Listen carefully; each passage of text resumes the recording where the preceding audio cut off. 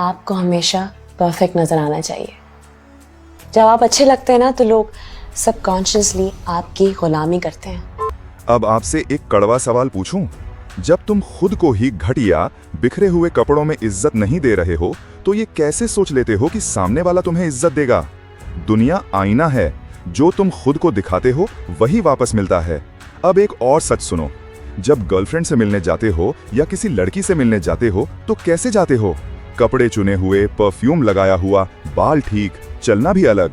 क्यों? क्योंकि तुम उसे इज्जत देते हो। तो सवाल ये है, क्या तुम लड़की को तो इज्जत देते हो लेकिन खुद को नहीं? और ध्यान से सुनो, मैं महंगे कपड़ों की बात नहीं कर रहा। ब्रांड, कीमत, फैशन, इनसे कोई फर्क नहीं पड़ता। मैं बात कर रहा हूँ शरीफ, साफ, सलीके वाले कपड़ों की और खुद को ठीक रखने की। इज्जत का मतलब महंगा दिखना नहीं होता, इज्जत का मतलब संभला हुआ दिखना होता है। मान लो आज कोई खास काम नहीं, बस बाजार जाना है, दोस्त से मिलना है, तो क्या पहनते हो? पुरानी टी शर्ट, घिसी चप्पल, बाल जैसे तैसे, और फिर कहते हो आज मूड नहीं है। लेकिन सच सुनो, तुम्हारा दिमाग बाहर देखकर अंदर की भूमिका तय करता है। इसीलिए अच्छे कपड़ों में तुम्हारा चलना बदल जाता है, नजर ज्यादा स्थिर हो जाती है, आवाज में अपने आप वजन आ जाता है। कोई जादू नहीं, ये मन की ट्रेनिंग है। अब वही तस्वीर फिर देखो, पुरानी टी शर्ट, घिसी चप्पल, बाल जैसे तैसे, और फिर उम्मीद रखते हो कि लोग तुम्हें सीरियस लें। लोग पहले तुम्हें परखते हैं, फिर तुम्हारी बात सुनते हैं। ये न्याय नहीं है, पर यही सच है। स्टीव जॉब्स रोज एक जैसी ड्रेस पहनता था, महंगी नहीं लेकिन साफ, तय और अनुशासित। क्यों? क्योंकि उसका एक नियम था, मैं खुद को अव्यवस्थित नहीं छोड़ता। एपीजे अब्दुल कलाम सादा कपड़े पहनते थे लेकिन कभी अस्त व्यस्त नहीं। क्यों? क्योंकि वो मानते थे अनुशासन बाहर से शुरू होता है, अंदर तक जाता है। रतन टाटा कभी दिखावा नहीं, कभी केयरलेस भी नहीं। उनकी सादगी उनकी सीरियसनेस का संकेत थी।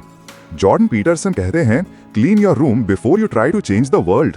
मतलब अपनी दुनिया को बदलने की कोशिश करने से पहले अपना कमरा साफ करो। जब तुम रोज ठीक से तैयार होते हो, तुम खुद को एक नियम सिखाते हो, मैं लापरवाह नहीं हूँ, मैं खुद को हल्के में नहीं लेता। और ये नियम सिर्फ कपड़ों तक नहीं रुकता।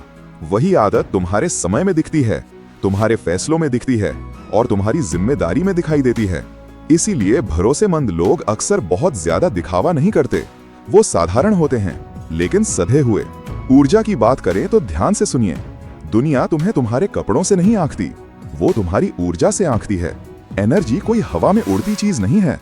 एनर्जी तुम्हारी मानसिक स्थिति, तुम्हारी बॉडी लैंग्वेज, तुम्हारी क्लैरिटी है। जब मन अनस्टेबल होता है तो कंधे झुके होते हैं, नजर भटकती है, चाल जल्दी जल्दी होती है। और जब मन स्टेबल होता है तो कंधे सीधे, चाल धीमी लेकिन कॉन्फिडेंट, नजर टिकती है। लोग ये देखते नहीं, महसूस करते हैं। इसी को साइलेंट पावर कहते हैं। ऐसी पावर जो शांत होती है लेकिन बहुत ही असरदार होती है। और इसी वजह से कुछ लोग बिना बोले सब पर असर छोड़ जाते हैं। वो चिल्लाते नहीं, वो चमकते नहीं, वो स्थिर होते हैं। ये वीडियो कपड़ों के बारे में नहीं था, ये याद दिलाने के लिए था, जो इंसान खुद को संभाल लेता है, दुनिया उसे संभालने लगती है। और सब कुछ शुरू होता है एक छोटे से फैसले से। आज मैं खुद को कैसे देखना चाहता हूँ। एक और फर्क समझ लो, डिसिप्लिन और आलस में असल फर्क यही है।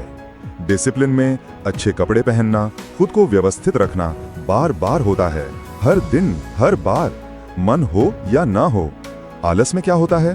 किसी दिन मोटिवेशन आ गया, एक वीडियो देख लिया, अच्छा लगा, उस दिन अच्छे कपड़े पहन लिए, खुद को ठीक कर लिया।